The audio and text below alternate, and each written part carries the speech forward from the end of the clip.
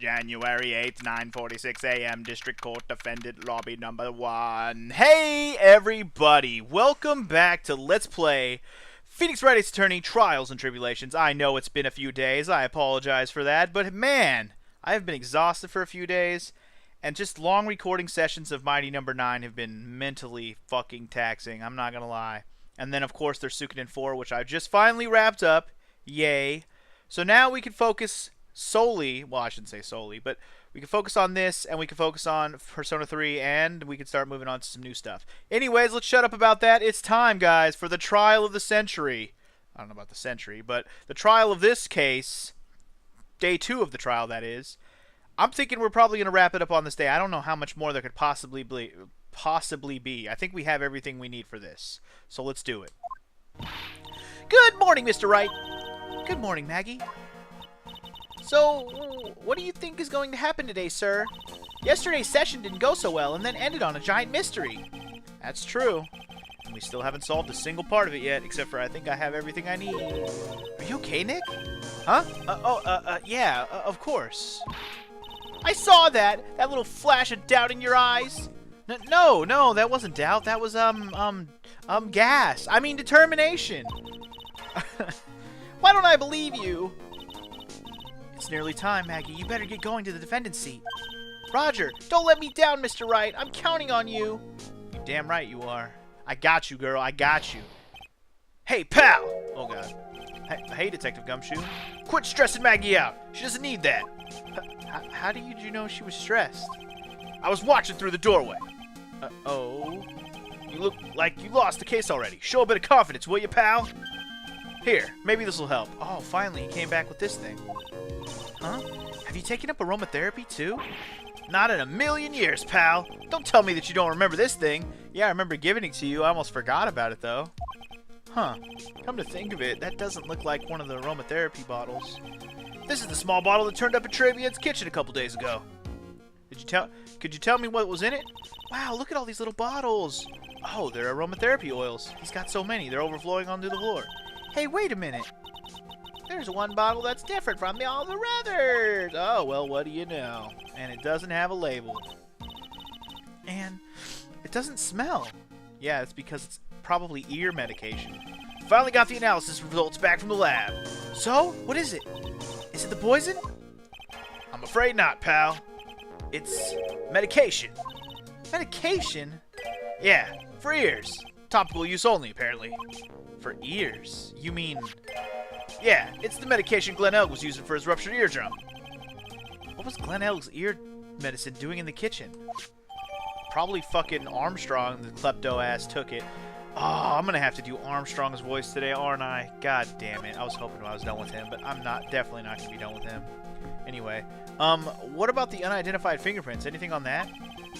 Someone screwed up, so they only had time to analyze the contents of the bottle. Another hour and they might have gotten something on the prints, but...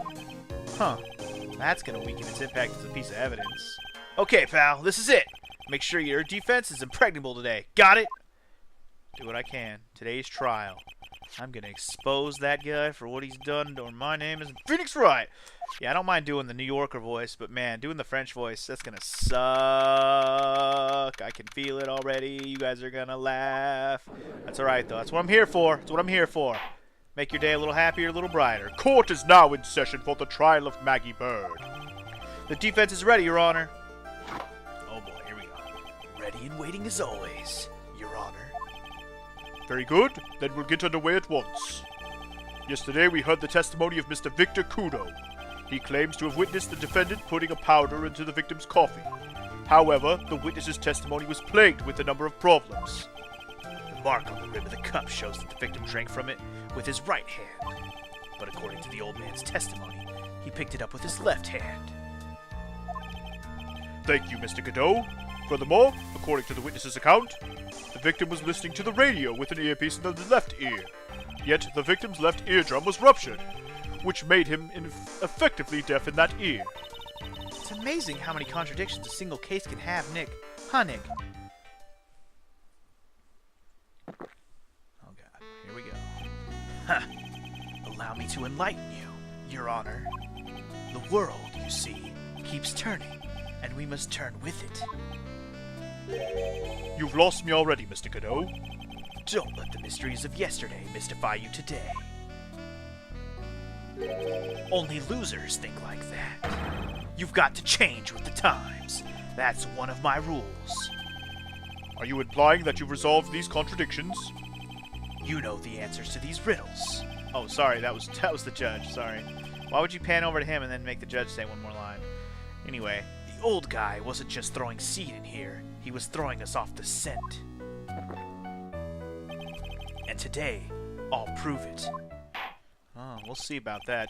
Very well. Let the first witness take the stand. Alright, here we go. Here. Oh, God, he's the first witness. Oh, here we go. And you are? Oh, bonjour, everyone! I am John Armstrong, the owner of and chef of La Tribulations restaurant. Enchanté! Oh, boy, here we go. Forgive me for asking, witness, but are you a woman? Oh la la, monsieur! As you can see, I am la pert and perky gentleman, no? On the day of the incident, you were in Trevian's kitchen. Isn't that right? With you, monsieur. Wait, what? With you, monsieur? Wait, what? Everything feels right! Oh, okay, sorry. I was a little confused for a second there. Ha! Wow, he's totally unfazed. Doesn't anything intimidate this guy? Maybe one day. Maybe one day. Very well, your testimony, please, witness. Please tell the court what happened that day at Trevian. Oui, volontiers. Alright, I'm wondering if he's actually going to, like, tell something we don't expect. So that's going to be the curious thing, because we haven't actually heard his eyewitness account, like, when he's under the gun. And now he's under the gun, so let's hear it. When it all happened, there were 2 customers in my restaurant. I remember I was experimenting with some new art decor at that day. Like having a large mirror between la tables, for example. Oui, perhaps that is what la old man was looking at. La cup, la earpiece, and la glasses. He wouldn't have seen everything in reverse, no? Oh, interesting. I was actually thinking about it. I'm like, if he thought everything was backwards, maybe he saw, like, through a mirror or something, you know? That's all I could think of, is he saw it through a mirror. And that certainly makes sense. Mirror? Oh, here we go. Oui, un gran mirror. Mirror. La most enormous mirror. Okay, here we go. Yep, and this is what I was thinking. And suddenly, the mystery disappears. And the old man doesn't seem so crazy. Like I said, the world keeps turning. So roll with it. That would explain the coffee cup and the earpiece conundrum. The mirror would have made everything appear back to front. What the heck? It's way too early in the morning for this to be happening to me. Now then, Mr. Wright, you may begin your cross-examination. Oh, God. Here we go. More Frenchie. All right, Frenchie. Here we go. What it all happened. There were 2 customers in the restaurant. And who were the 2 customers exactly? Me, of course, like young man who died. Wow, my accent just disappeared. And the other not so young man. Okay. You are referring to yesterday's witness, I presume? What about the other man Maggie says she saw at the table? Something tells me Mr. Armstrong isn't planning to disclose his existence. We need some hard evidence first before we can bring him up, don't we? I guess I'll just have to try a different approach for the time being. Yeah, probably. He's not gonna, until we get like some little thing about there being another guy, we're not gonna be able to press him on that. Let's just find some other hole in his crap. You were experimenting with art deco? How come I never heard about that before today? You are not familiar with the language of interior design, monsieur. No, not even. Please stay on topic. Now, why didn't you tell the court about this before? But I did, just a few moments ago. Excuse me, Mr. Armstrong. This deco you mentioned, are you referring to some sort of decoction? Decoction? What? No, Art Deco. It is a style of design, Your Honor. He's talking about interior design, walls, ceilings, carpets, that kind of thing. Ah, yes, of course. That deco. I was trying to achieve more la effeminate look for my restaurant. I was planning the most bold remodeling of the decor. Alright. Nothing useful there. Fair enough. How big of a mirror are we talking about here? Both something about 4 meters wide and, about 2 meters high. Let's see. If 1 meter's about 1 yard. Holy glass in a frame, that's huge. I was intending to install it in the ceiling eventually. The ceiling? Is there a mirror on the ceiling? I don't remember. Man, no. But I decided not to go through with it in the end. What should I do? Should I ask him more about the mirror or not? Yeah, fucking ask him everything about the mirror. The mirror seems to be important here. If we really had such a large mirror in the restaurant, someone would have noticed it. But there's nothing about a mirror in Mr. Kudo or Maggie Bird's testimonies. But... Objection! Oh god, here we go. You didn't ask, Trite. You have only yourself to blame for such sloppy work. What? A mirror was delivered to Tribulations the day before the incident. But really? As Mr. Armstrong testified, he was carrying out some design changes. And as it turned out, he didn't actually use the mirror in the end. This just doesn't add up. Even if a mirror was delivered to Tribulations, it doesn't prove that it was in the restaurant on the day of the crime. Yeah, seriously, where the fuck did the mirror go? Where was it? Ha! If you want to doubt someone, Trite, look in the mirror. I'm sure the person looking back at you will be dubious enough. So the witness yesterday had seen the victim reflected in a mirror. So to speak. We shall find out. Perhaps that was what the old man was looking at. We'll see. Normally, I'd expect people to know the difference between a reflection and a real object. Objection! Oh, God. Normally? How does normality come into this? That's lame, Trite, even for you. Huh? Are you trying to say that if something isn't normal, it isn't possible? Is that it? Where does that leave the porky-headed lawyer and the top-knot chick over there? And the ungodly cool guy with the mask over here? Well, Trite? Whoa. Not the hair. I do not have a top knot. Mr. Cadeau is correct. A lack of normality is no basis for discounting an argument. Bien. Logic one as one de la day. Oh, God. No logic for the win, huh? That's fine. That was a weird one to press on anyways. Anyway, the cup, the airpiece, and the glasses. Here we go. All backwards. Everything? He would have seen everything in reverse. Oui. Hey, Nick. We should take a second think about what old Seedy said in his testimony. How did he phrase it again? The bar was wearing the airpiece on the same side as the green legends of respect. No question, you can lock me up if I'm wrong. It was his left ear door down. And then he used the same hand to pick up the cup with his left hand. Alright. If he saw everything he described reflected in a mirror, then everything he saw on the left was actually on the right, huh? And that clears up all the problems with his testimony, I guess. Or does it? Huh. It's kind of hard to believe everything's the fault of a mirror, but... Do you think old Seedy saw everything through a reflection? If he did, it would have explained all the contradictions in his testimony. But that just makes the situation worse for Maggie. There's gotta be something in that old man's testimony. We've just gotta dig deeper. Alright, was that it, huh? Alright, so let's go up to that last one real quick. Okay, so something about this has got to contradict. Okay, the old man's testimony says, when the incident... Oh, no. Wait, no, that is it. I broke the vase at my seat. Sorry. Alright, that's not going to be useful to me right now. Okay, so the cup, from what you can imagine, the guy was holding the cup with his right hand, he drank it. Okay, so if that was backwards in the picture, if in the mirror, it would have looked like he was drinking it with his left hand. In the mirror, that checks. Okay, so the other key is he had the earpiece in his left ear. In here, that would be his left ear, right? He would have the earpiece. Oh, wait. He definitely had the earpiece in the same side as he had the green thing. So that would be his left ear. And even in the reflection, wait. In the reflection, that would be his right ear. Huh. And there's your contradiction.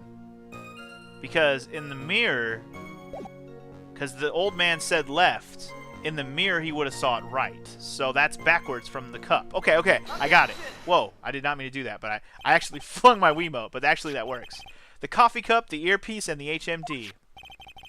Let's think back over Mr. Kudo's testimony for a second, shall we? Oh yes, yes we shall. The boy was wearing the earpiece on the same side as the green legend of respect. Yeah, there we go. No question. You can lock me up if I'm wrong. It is left in. No doubt it's out. Well then. So to summarize, we were told both the HMD and the earpiece were on the victim's left side. Now, if Mr. Kudo saw all that as a reflection in a mirror, it means both the HMD and the earpiece were actually on the victim's right side. Suck it.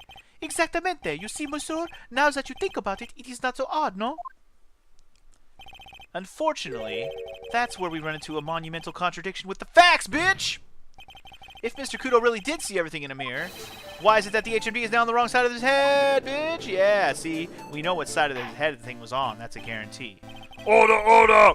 Mr. Wright is correct. If the witness genuinely observed the victim reflected in a mirror, then we would expect the victim's eyepiece to have been right over his right eye. Exactly. That's what I was saying, man. That's what I'm saying. How bitter.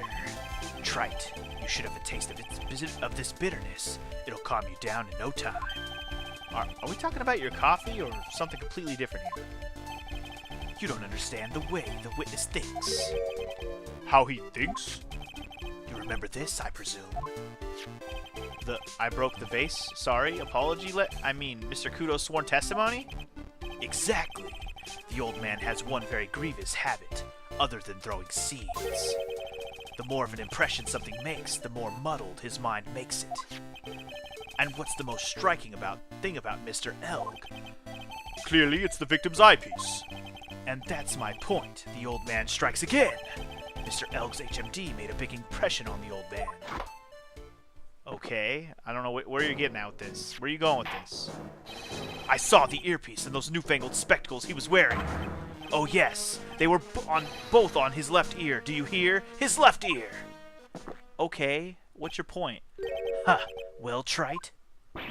That's the worst but best impression of Kudo ever. Wait, I was supposed to do a Kudo impression there? Anyway. Wow, I really thought he was old seedy for a minute there. Godot's good. Oh, maybe I should have actually did the old man accent. Anyway. Or maybe I should have did it with his voice. Nah, I would have killed my voice doing that. Anyway, enough! I must agree that yesterday's witness was irresponsibly rash in much of his testimony.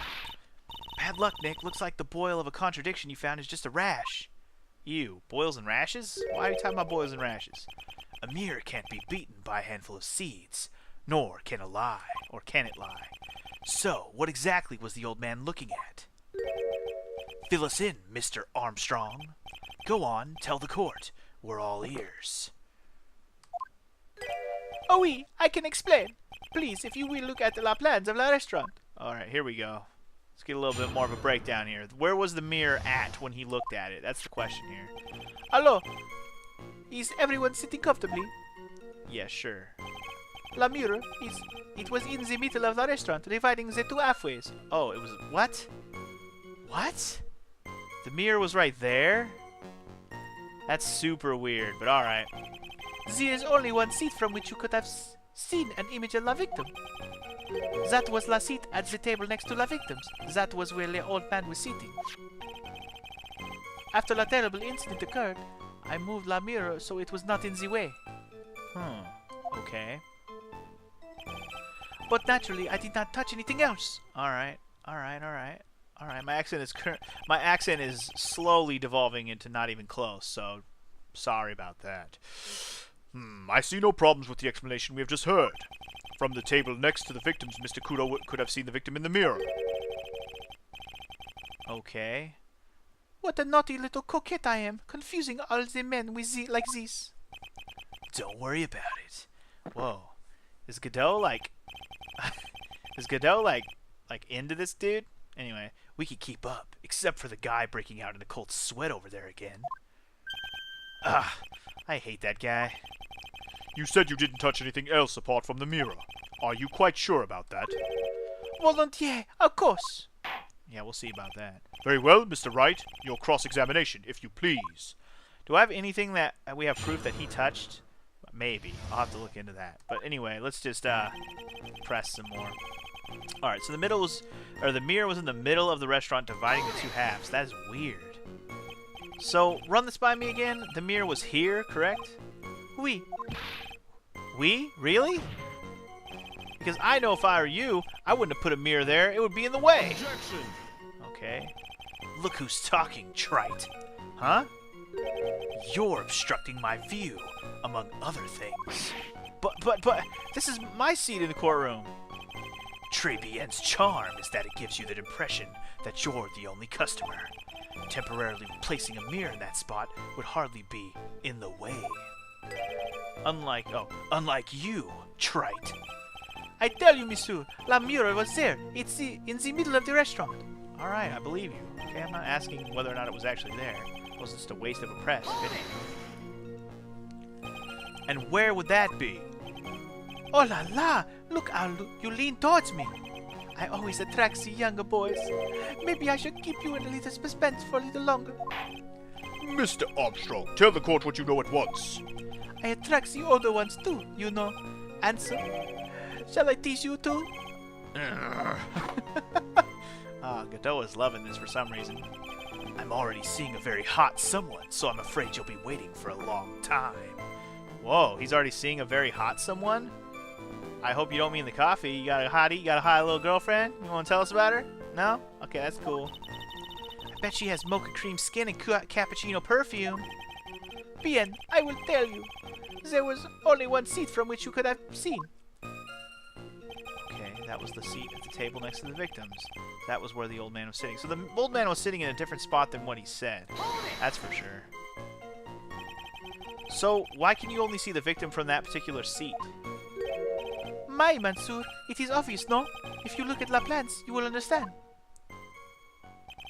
La victim would have reflected in La mirror like so.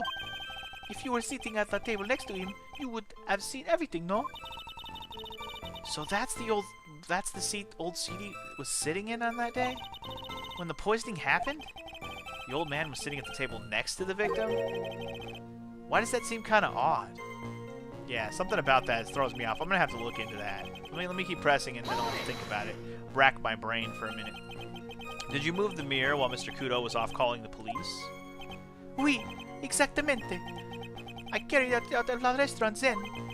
You moved a huge mirror like that all by yourself. What can I say? I know how to pick things up. Answer. Oh, good lord. Oh, good lord. Kudo actually laughed at something. Well, given the witness's physique, I suppose it is possible. Did you move anything else from the crime scene, Mr. Armstrong? I look like the obliging type, no? Maybe? I don't fucking know. What does the obliging type look like? You mean like the wonton type? Anyway, are you sure about that? I touched nothing except la mirror.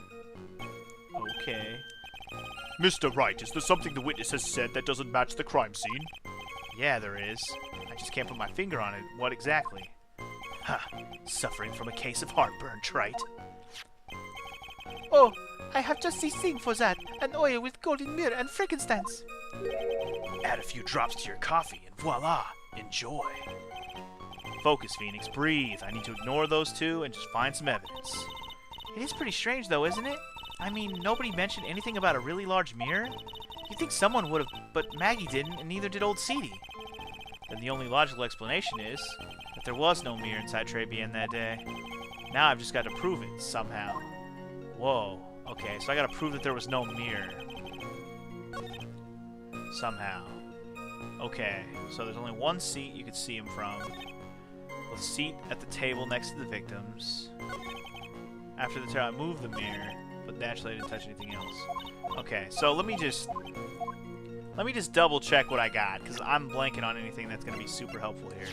So we got the sports paper, we got the magazine, we got the job listing, we got the lunch special, we got the phony baloney.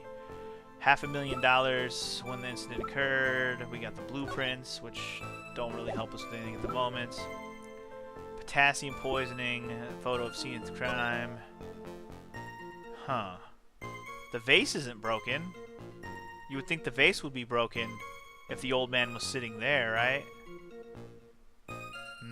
Because that's what you're saying. You're saying the old man was sitting on this left side one over here, like next to the victim. That's what you're saying. The coffee cup only has Maggie's fingerprints, okay. A winning ticket for $1 billion, which we do not have fingerprints on.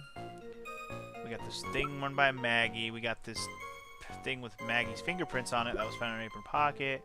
We got the bag that's empty that doesn't have anything to do with anything.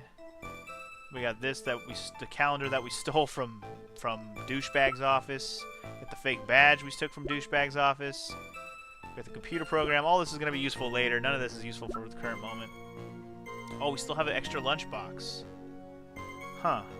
Wonder if we'll get an opportunity to give that to her. Maybe at the end of the case. $1 million bill for cranial surgery. Yeah, all this is not useful. Matches found for advertising found lying on tender lender. And then we have this bottle with unidentified fingerprints. So I don't have anything that proves that he was touching anything. So all I gotta prove, all I have to prove is the mirror wasn't there. So the mirror was in the middle of the restaurant, dividing the two halves. Okay. There's only one seat from which you could have seen the victim. But see, where the mirror is, you could technically see him if you were sitting... Like, okay. Let's look at the layout again. I'm just going to show you. So from where the victim's table is, the table straight south of there, if he was sitting in the same seat on the same right side of the table that the victim was sitting on, and then based on where the mirror was in the middle, you could totally see, like, left to right. You know, you could see that side of him. But why would he see the coffee cup wrong is one thing I'm thrown by. Because I mean, have we established that the victim was most definitely sitting in that spot? I mean, I guess we have because we have a picture of that. Unless... Huh. I mean, the only thing I pointed out there, right, was that the vase is not in the... The only thing I've even pointed out that looks wrong is in the crime photo, the vase... He said the vase was broken, and yet the vase was definitely not broken. Huh. That's like the only thing I have anything to go with. And based on the way that we're going here, this would be the one to present it on. Because that's where we say the old man was sitting. But he said he broke the vase. Let's do it. Objection! That seems to be right, because the music stopped. I should have saved it. Oh, I should have saved it. Whatever, I'm okay, though. This piece of evidence contradicts with testimony we've heard, Your Honor. The crime photo? Yeah, you're damn right it does. Yes, this photo clearly shows something that theoretically should not exist. What on earth do you mean by that, Mr. Wright? Should not exist. Huh. Sounds like you're describing yourself, Trite. Ow! Telling me I shouldn't exist? I'm gonna go home and cry, man. How dare you? How dare you? Now then, if the defense would please clarify its statement. Yeah, the vase is alive, and the old man said it was broken. I'm just gonna point right at it, bitch. Here it comes. You ready? You ready? Vase is alive. I think it's pretty obvious that this is what should not be in the picture, bitch. The vase? What possible connection does that have with this witness's testimony? Your Honor, I'm telling you that there should have been no vase on this table. Because this very clearly contradicts with this piece of evidence. Well, that would have to be his testimony. That's the only other thing. It's the only other thing that could possibly tell us anything useful here. There's one thing that was clearly demonstrated by yesterday's testimony. Mr. Kudo broke the vase that was on the table where he was sitting, and also I almost fucking lost all of my breath. Alright, we good. And yet, as the court can see, there's an unbroken vase on the table next to the victim. Why? Because Mr. Kudo was not, in fact, sitting at the table next to the victim at all, bitch! Don't be an idiot, Trite. That's impossible. That seat's the only one Kudo could have seen the victim's reflection from. Exactly. There's only one conclusion we can draw from this contradiction. There was no mirror in Trey Bien that day, bitch. Your testimony, Mr. Armstrong, is an elaborate lie. Mon Dieu! You suck. Oh god, here we go. What do you got to say now? Don't try to confuse the court, Trite. Obviously, the witness cleaned up the vase, while the police were taking their time getting to the crime scene. Bitch, he just said he didn't touch anything. Unfortunately, Mr. Godot, that doesn't quite work for me. Mr. Armstrong already testified to the contrary in his own words. I did not touch anything else, except the mirror. Ugh. That's right, bitch. Sweat it out. Ah! Gotta let it down that coffee. Well, witness, what do you have to say for yourself? Uh-oh. Getting punked, getting punked. I was right. There was no mirror in the restaurant that day. In light of this revelation, we return back to the original problem. Why did the victim have an earpiece in an ear in which he couldn't hear? Ha. You only get one shot in life. There's no turning back. If you want to claim that mirror wasn't there, trite, then this problem is all yours. How do you explain what the old man saw? If I can answer this, then I'll be that much closer to the truth. I can feel it. Are you gonna be okay? Can you really solve this contradiction, Nick? There's more than just this one contradiction, Maya. What do you mean? Remember what Maggie told us? There was another man at the victim's table. Yeah, exactly. I mean, duh. And there was a sample CD on the victim's table. Okay, yes. It all flies in the face of Mr. Kudo's testimony. Okay. And I think I know the reason why nothing in this case is adding up. Wait. What, we do? I don't think I do. Well, Mr. Wright, let's hear your answer. Yes, Your Honor. The reason behind all the contradictions in Mr. Kudo's testimony is simple. The victim was a phony? What? The ear doctor made a mistake? None of these make sense to me. The victim was a phony? I mean, it would make sense if he had ear... Fuck it.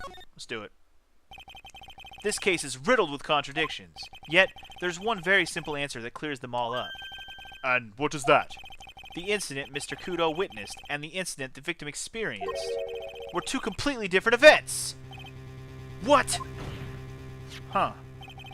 Yes, the victim that Mr. Kudo saw wasn't Glenn Elg at all.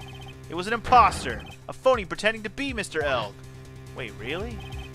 Obviously, unlike the victim, there was nothing wrong with the imposter's left eardrum. That's how he ended up wearing the earpiece in his left ear by mistake. Wow, I didn't even, really think about this as a real possibility. I mean, sure, we could have said, oh, it probably wasn't him then. But we have nothing to even support that. That's weird. But alright, let's go with it. Order! Order in the court! Settle down, and I'll clear up the courtroom. Or I'll clear the courtroom, sorry. Quiet, Gramps. Why don't you clear out of here, huh? What did you say? Oh, shit. Talking shit. Trite. Are you saying that Mr. Kudo saw... What Mr. Kudo saw was a setup? Yes. Someone pretended to be Glenn Elg and acted out the whole coffee poisoning. All for the express purpose of creating a witness out of one Mr. Kudo. Objection! Oh, interesting. Get real, Trite. Why would anyone want to do that? Isn't it obvious? The thing Mr. Kudo was most insistent about in his testimony was... The servant girl brought him a Cheeto, but she put something in it. That's the servant girl, right? There's the tenement chair. I remember her well. Well, he did insist that the girl put something in the coffee, so if it was a separate incident completely, then I could see it, and a whole different girl acted out this whole thing, and it certainly would start making sense. Huh. Interesting idea. I would not even have thought of this idea off the top of my head as something that was, realistic. But I guess here we go. It's just so hard to believe, but... There was one and only one reason to show Mr. Kudo this fake poisoning. To create a witness. To show Maggie Bird in the act of poisoning the coffee. Objection! True that. Are you insinuating that the waitress in the old man's story was a fake as well? It's true that there were no other customers in that restaurant at the time. But it's also true that the chef was there. He would have noticed what was happening. Yeah, he was probably in on it. That's right. Well, witness, if your restaurant really was the scene of such theatrics, you would have known about it, correct? Oh la la, this is most difficult for me. Oh, it is, because you're wrong and you're about to get fucked. No, it's quite simple. All you have to do is testify. You are under oath, after all. Was there, in fact, a phony at Tribulations that day? The defense demands that Mr. Armstrong tell the whole truth about what happened. True that. The defense's request for additional testimony is accepted. You will accurately explain in detail the events in the restaurant that day. Oui. Alright, bitch. About to chop off your we. Tell me what you know. La victim, Monsieur Egg. He came to my restaurant alone. I remember the old man arrived not long after him. There were no other customers. When he got word he won the lottery, Egg became very excited. It was approximately 5 minutes. Later that la poisoning incident occurred. No, there was no time for la phony to do la acting. Okay. Just so we're clear, there was no mirror in the restaurant after all. Je vous demande pardon. Forgive me, Your Honor. I lied because I want this mess to be cleaned up quickly. What you have just done is commit perjury, Mr. Armstrong. I will decide how to punish you later. Oui. That's right. Punish him later. He might like it, though. For now, we will hear your cross-examination, Mr. Wright. Huh. He took that perjury charge a bit too well. But I'm guessing he'll be in more serious trouble after this cross-examination, because we're about to wreck his shit, son. Alright, bitch, here we come. Here we come for your ass! Press that bitch. Press him. Press him! I don't like any of your shit now. Was he alone at his table as well? Mais oui. I saw him from la kitchen. Yet the defendant, Miss Bird, remembers it differently. She swears there was another man at the victim's table. Objection. Well, from the kitchen you wouldn't have been able to see him. Huh. Unfortunately for you, Trite. Yesterday's witness also testified that the victim was alone. Well, this also proves why there was a setup beforehand. That makes sense. You know, seeing you squirm like that reminds me of a certain coffee's bittersweet bite. What kind of coffee has he been drinking? It's not coffee, it's love. It's love that's bittersweet. Hearing Maya say that makes her seem wise all of a sudden. Hey, he's giving you a proverb, dude. Remember it. Press that shit. By old man, you mean Victor Kudo, correct? Oui, he comes in often for my special coffee. I drank your coffee once, Mr. Armstrong. It's special, I'll give you that. It's worth a sip, just for the experience. Oh, you make me so happy, monsieur. You are most welcome any time. I said it was worth one sip, and nothing more. So old Mr. Kudo arrived at the restaurant around the same time as the victim. Fair enough. Maybe I should ask about his arrival in more detail? What time was it? Out of curiosity, about what time was it when Mr. Kudo arrived? Oh no, I cannot remember, monsieur. I believe we were told by a witness yesterday. The crime was reported at 2:25 p.m. by a kind of scary old man, sir. Okay. Does that perhaps jog your memory, witness? The incident happened around 20 minutes after he arrived. So the victim must have arrived between 2 p.m. and 2:10 p.m., no? Just after 2, huh? Thank you for your help in jogging my memory, monsieur. You are wonderful. I can't sit here all the time and do nothing now, can I? Don't be flattered by him. The time of day will be added to the witness's testimony. Oui, monsieur, judge. Everything I do it for you. Mais bien. That's French, isn't it? Glad at least one person's in a good mood. He's even humming a song to himself. Okay. So he remembers the old man arrived not long after him, just after 2. Okay, let's press that. Are you absolutely sure about the time? When I think really odd, I am sure it was just after 2. Oui. It is the time I stopped serving a lunch menu. Quite right. I always break for lunch when the restaurants are serving their specials. I have been known to wind up a case early just to make it on time. Guess you should never get between a hungry judge and his lunch. Oh, would you look at that? It's almost lunchtime already. Witness! Get on with your testimony, please! Alright, fair enough. There were no other customers. Okay. So your only customers were Mr. Kudo and the victim. Objection. We've already said yes to this before. Why would you ask that again? How many times do you need to ask the same thing, Trite? You'd never catch me drinking the same blend twice. Huh? You're trying to establish the presence of a phony victim in the restaurant, but you're wasting your time. You can't grind birdseed to make coffee, if you catch my drift. But there's a hole in this testimony somewhere, I'm sure of it. Maybe it's not there. Maybe it's here. I think the time of the lottery announcements is what's gonna seal it for me here, but we'll check on that in a second. Did you see him? No, I was in the kitchen. I heard him. I remember I'm shouting, yes, $500,000. Presumably the defendant heard that too, then, correct? Maggie? She looked like a poor little frightened dove. And what about Mr. Kudo? The old man choked on some birdseed that got stuck in his throat. It seems we now have yet another incident on our hands. Okay. approximately 5 minutes later that the poisoning occurred. And what were you doing at that point? Without any customers, you must have had time to kill. Ooh. I'm a multi-talented woman, monsieur. Sorry? What do you mean? There is the renowned chef John Armstrong and the tragic poet Clarice Armstrong. Wait, what? What? Okay. Clarice? Oui, I was writing a poem, an angry tale of a chef in $500,000 of debt, cooking for a man who won $500,000 on the lottery. It is called Pourquoi? It means why. Perhaps I could recite it for the court? Please don't. Please don't. Because I don't want to read it. I don't want to read it. You mean you contacted the police as soon as the incident occurred? I asked the old man to call from the payphone. By your own argument, trite. The purpose of this phony victim's performance was so the old man would see it. In other words, once the incident occurred, this opportunity would completely disappear. Indeed. Bien, it seems the shadow of la doubt has been lifted. N'est-ce pas? I guess Mr. Armstrong's connected to this case, huh? Absolutely. Someone was impersonating Mr. Elg, and I refuse to believe he was oblivious. He was there the whole time, after all. But if you're right, wouldn't Maggie have noticed too? She fell unconscious when the incident occurred, remember? Ah, you mean that's when the phony staged his act? We'll know for sure once I find a hole in his testimony. Yeah, that's true. They could have faked it while Maggie was passed out. Huh. Anyway. So, I think we're gonna...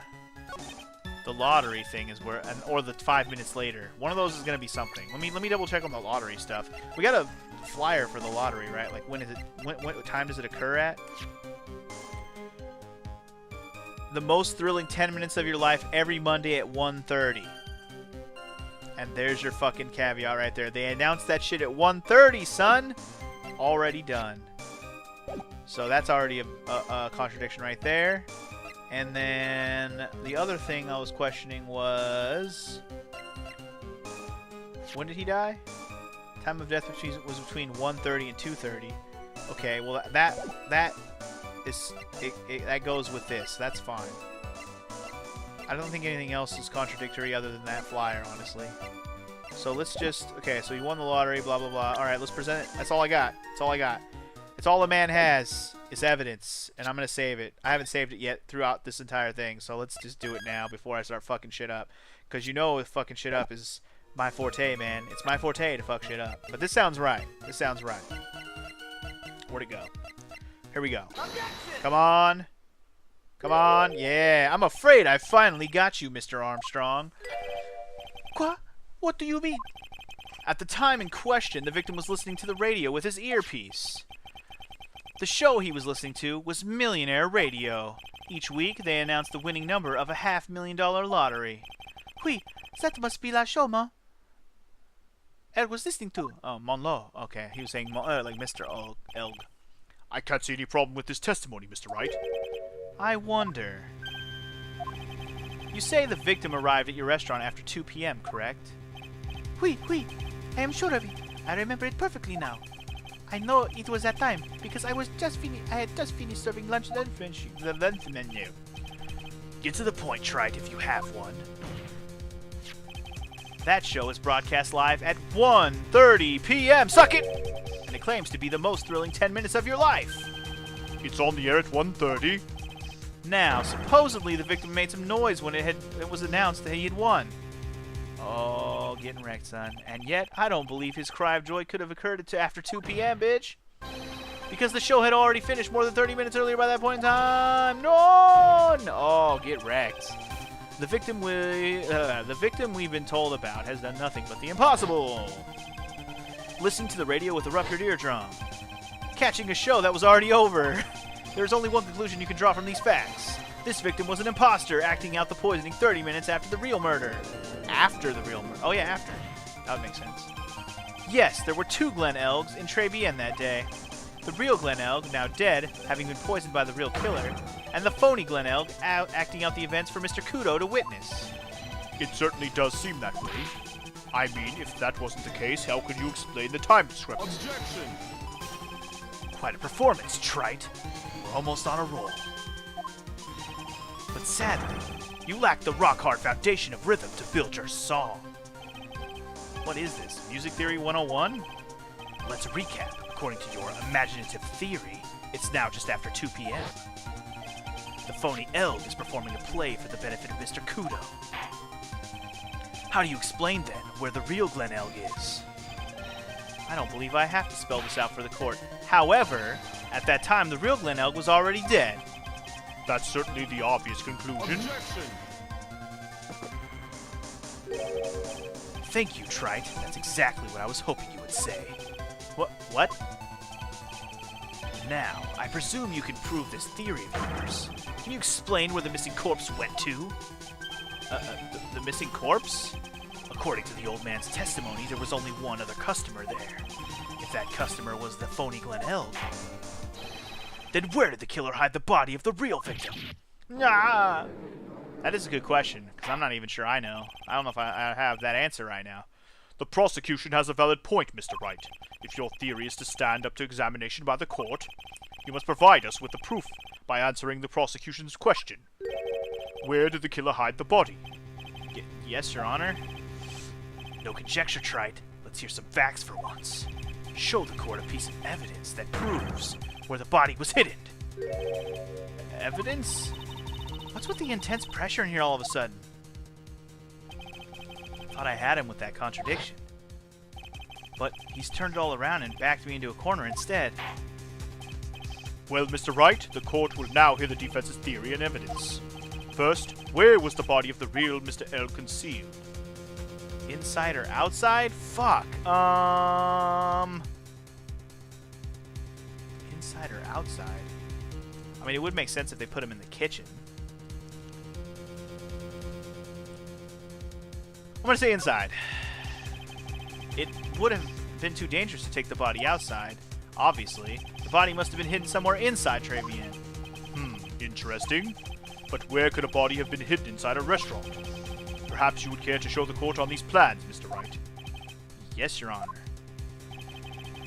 The exact location where the body was concealed inside Tribulations. The only thing I can think of is the kitchen. And if it wasn't the kitchen, then I would say like right here in this little crevice. But I'm gonna go with kitchen. Take that! The body was hidden here! I see. Nice supposition, but the real question is, can you back it up? Where's the evidence that proves the body was hidden in that location? Shit, I have evidence that proves that it was in the kitchen? Do I? Well, actually, I might. The ear medication was found in the kitchen. Son of a bitch. That's what it is. Mr. Armstrong, do you recognize this bottle? I can't believe I thought of that immediately, because I was like thinking so hard, like what was it going to be that's going to help me out here? Fucking Gumshoe, dude. Gumshoe! Recognize the bottle? No. I have never seen that ugly bottle before in my life. I only use the very best bottles, monsieur. The eye is quality only for me. Where was that bottle found, Mr. Wright? Interestingly enough, Your Honor, it was found in the kitchen of Tribulations. Oh, get wrecked, bitch. Quoi? But I only ever see these bottles for aromatherapy oils. Yeah, I know. But this bottle doesn't contain aromatherapy oil, bitch. Mr. Armstrong, I mean. No, it contains a medication. What kind of medication? I'm sure everyone remembers, don't they? That Mr. Elk visited an otolaryngological... I can't... Otolaryngological... I'm gonna get this right. Otolaryngological. Otolaryngological. There you go. Otolaryngological. Got it. Clinic. And was given medication that day. You can't be serious. The defense had the contents of the bottle analyzed, and I have the lab results right here, bitch! The contents of the bottle match the prescription that was given to Mr. Elk. Blech. Owned. Glen Elk's murderer hid the body in the restaurant kitchen, at which time this bottle fell out of the victim's pocket. Mr. Armstrong, when the incident occurred, didn't you say you were in the kitchen? Mon Dieu! Yes, you know what I'm talking... Or what I'm... You know what I'm talking about. You know what I'm about to say. It was you who hid the victim's body. You did a fine job pretending to defend my client, Maggie Bird. However, you were setting her up to take the fall behind the poor girl's back. No! We have plenty of evidence to back that up if they ask me for a motive on that. This should be easy. Order! This is an extraordinary development. Witness, did you murder Glenn Elg? Never! I could not do such an horrible thing. No! Oh god, he's freaking out, dude. Oh god. Oh jeez. Oh jeez. Mr. Godot. The bitterness. Every time I get lied to, I always down a mug of coffee. That's one of my rules. Do you have the slightest idea how many cups you've had by now? Then I like to do the same to the person who lied to me. I like to take them down with my empty cup. Listen up, chef. How about a brand new flavor in your ear, my H-deficient friend? Chef with a man, perdón. Please, you must hear me out. It is la trap. Listen to me. Por favor. Wait, why are you saying por favor? Did they say... Yeah, I was about to say. Yeah, see? I was just going to say the same thing. Yo hablo español, Mr. Armstrong, and por favor in Spanish. Oh, is the French accent about to disappear, man? I'm going to only ask you once. Did you do it? No, no, no, absolutely no. Let's hear it. You've got one shot. Right, Gramps? Witness, the court will permit you the chance to make one final statement. If you lie under oath again, Mr. Godot's coffee mug awaits you. As does my gavel, bitch! Oui, it is clear. What do they always say in the movies? I've got a bad feeling about this. Yeah. Very well, begin your final testimony, Mr. Armstrong. Oh, he's gonna spill the beans right about now. He's gonna spill those beans. Here come all the beans, bitch. Here come all the beans. It is true. I eat la body in la kitchen. A man forced me to do it. I had no choice. I had to go along with him because there was a reason why I could not refuse. But I did not kill him. I swear it. You must believe me. Alright, well. You were forced. By who? I cannot say, or I will be erased.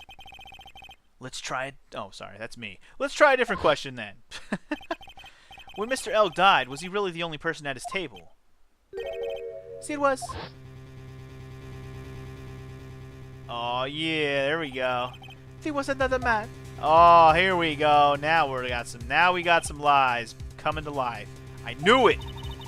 Maggie was telling the truth. Of course she was. You may cross-examine the witness now, Mr. Wright. Just one more thing I need to do. I gotta break this guy and get him to tell us the name of the real killer. Real killer. Real killer. Alright.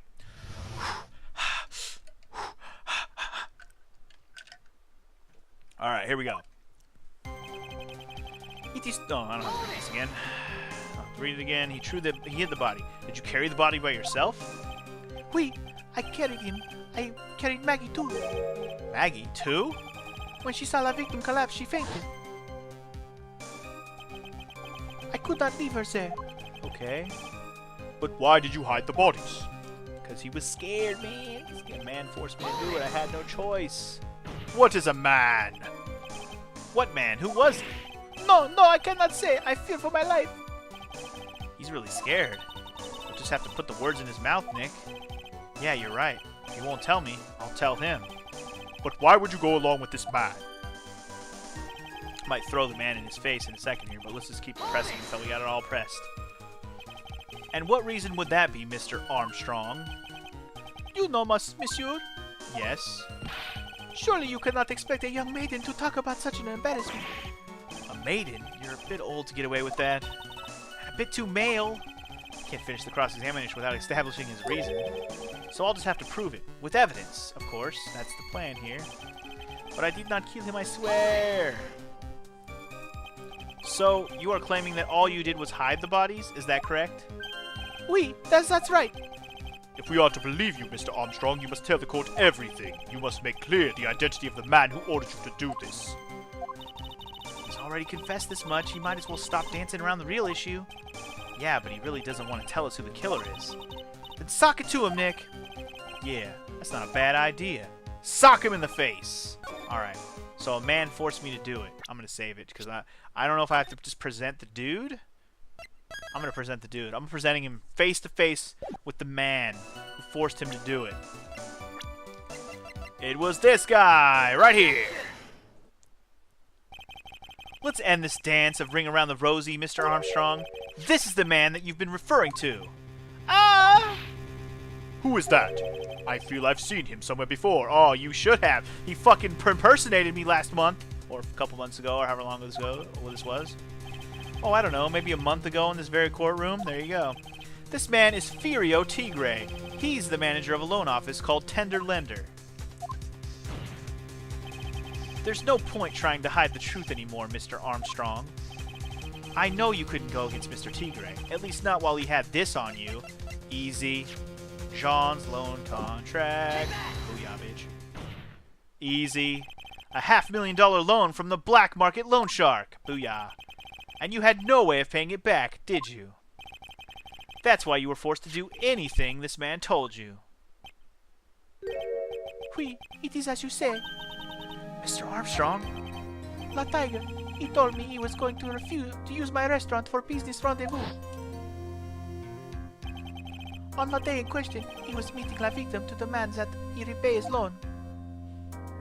Okay, I mean, that makes sense. I don't know why it happened like that. I just did what he told me to do. I had no choice.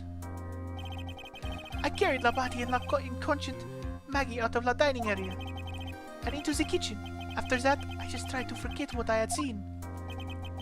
I think we can now safely say that the man who forced your hand was Mr. Furio Tigre. Get wrecked, bitch! I do have one further question for you, Mr. Armstrong. The poison and the lottery ticket were recovered from the defendant's apron pocket. Was that your doing as well? No, I knew nothing about that. Making it look like it was Maggie who had done it, I was not. It was despicable. Mr. Godot, you will summon this Furio Tigre as a witness. I doubt that can be arranged today, so we will adjourn for now. Proceedings will continue tomorrow. Uh-oh. I'm guessing that's a no. We're going to continue right now. 30 minutes. What? The trial will go on. I'll see to it myself. I need half an hour to get that guy on the stand. Not a minute more. How the... Don't sit back and relax yet, trite. No one knows if that chef is really telling the truth or not. This trial could still go either way. Very well. Your request is granted, Mr. Godot. We will resume once Mr. Tigre is ready to take the stand. Until then, court is adjourned for a 30-minute recess. All right. Court has been extended. All right, so we don't even have to wait another day. I mean, you guys got to wait another day, but I ain't got to wait another day. Actually, that was perfect. We almost went to an hour. That means this is all one episode. Lucky you guys. Next time on Let's Play Phoenix Wright Ace Attorney, well, we may not do it all in one episode. Something tells me I won't quite get through the next part of this trial as fast as I got through this part. But one can hope, right? One can hope. Anyways, that's going to do it, and I'll see you guys next time where, at the very least, I'll likely record the rest of the trial. So, yeah, shut up now. Peace out.